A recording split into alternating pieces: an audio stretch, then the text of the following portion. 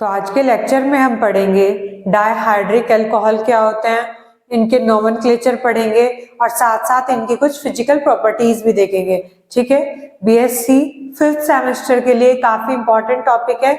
पूछ लिया जाता है कि डायहाइड्रिक अल्कोहल क्या होते हैं बताएं और उनकी प्रॉपर्टीज डिस्कस करेंगे। यहाँ पे तो हम फिजिकल प्रॉपर्टीज बताएंगे, इसके साथ साथ आपको एक लेक्चर कराया जाएगा इससे नेक्स्ट लेक्चर, जिसमें हम इसकी सभी प्रिपरेशन और केमिकल प्रॉपर्टीज भी डिस्कस करेंगे। ठीक है, तो पहले समझ लेते हैं अभी डायहाइड्रिक अल्कोहल होते क्या है। समझे जरा। डाई का मतलब दो, जैसे कि नाम ही बता रहा है दो। हाइड्रिक से क्या मतलब है कि हमारे पास हाइड्रोक्सी से समझ ले कि दो हाइड्रोक्सी वाले ग्रुप होंगे, और हाइड्रोक्सी वाले ग्रुप कौन से होते हैं? OH वाले। तो डायहाइड्रिक अल्कोहल ऐसे अल्कोहल के मॉलिक्यूल्स जिसमें दो OH ग्रुप हो। जैसे कोई भी कार्बन चेन है और वो डायहाइड्रिक जब कही जाएगी जब उसमें दो OH के ग्रुप हो। अल्कोहल वाले तो ये है ही, ये क्या हो जाएगा? CH2, CH और CH3। तो क्या होगा? अल्कोहल तो ये है ही, और अल्कोहल होने के साथ साथ इसमें जो अल्कोहल के मॉलिक्यूल हैं, जो अल्कोहल वाले ग्रुप हैं, वो दो आ गए हैं, तो इस तरह को कहा जाएगा डायहाइड्रिक अल्कोहल्स। ठीक है, वर्ड से क्लियर हो रहा है, जिसमें डाई मतलब दो, हाइड्रिक मतलब जो हाइड्रोक्सी वाले ग्रुप हैं वो दो हो तो वो कहलाएंगे डायहाइड्रिक अल्कोहल। पर यहाँ पे आप बात ध्यान रखना, हमेशा ये जो OH ग्रुप होंगे वो दोनों अलग अलग ही कार्बन पे प्रेजेंट होंगे। कभी भी ऐसा नहीं करना कि एक ही कार्बन पे दो OH ग्रुप लगा दे।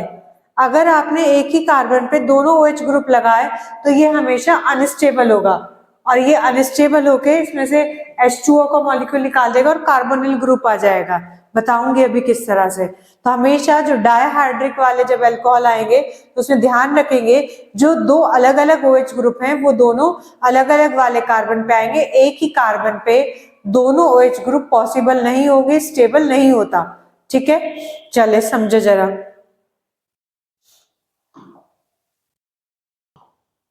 देखें, IUPAC name of dihydric alcohol is diols. इनका जो IUPAC नेम होगा क्या होगा? डाईओल। अल्कोहल वाले ग्रुप को ऑल लिखा जाता है, इसलिए इसमें आ जाएगा दो अल्कोहल के ग्रुप होंगे तो diol. Whereas their common name is glycols, और इनका जो कॉमन नेम है वो ग्लाइकोल है।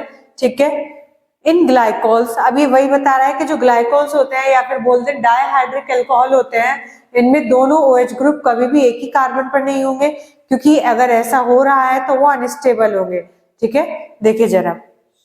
इन glycols two OH group must not be bonded to same carbon atom, कभी भी दोनों एक ही कार्बन पे नहीं होंगे, because they make it unstable and undergoes decomposition losing a molecule of water to form carbonyl compound. अगर कहीं ऐसा हो रहा है कि दोनों ही OH ग्रुप एक ही कार्बन पे आ रहे हैं तो वो अनस्टेबल हो जाएगा, और अनस्टेबल होने की वजह से उसमें क्या होगा? कुछ डिकम्पोज होगा। किस तरह से कि यहाँ से OH और यहाँ से H निकाल के H2O निकल जाएगा, और ये जो कार्बन था अभी कार्बोनिल वाले में, अब जो डायोल वाला कार्बन था वो कार्बोनिल वाले में कन्वर्ट हो जाएगा।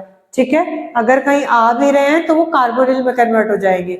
ओके, होप सो सभी को क्लियर हो गया क्या होते हैं ग्लाइकोल्स, क्या होते हैं डायहाइड्रिक अल्कोहल। ठीक है, चले इनका नोमेनक्लेचर देख लेते हैं। देखते हैं जरा।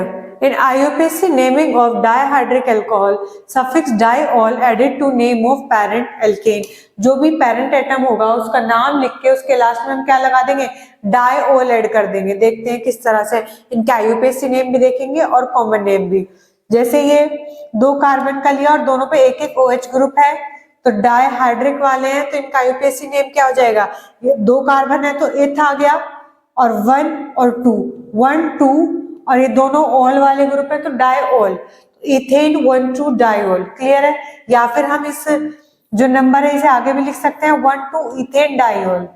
ठीक है, दोनों एक ही बात है, चाहे ऐसे लिख लें चाहे ऐसे लिख लें, एक ही तरीका है। पर अगर हमें इसका कॉमन नेम लिखना हो तो दो कार्बन है इसलिए आगे इथाइलिन और ग्लाइकोल लिखेंगे, क्योंकि ग्लाइकोल दूसरा नाम होता है डायहाइड्रिक अल्कोहल का, तो इथाइलिन ग्लाइकोल।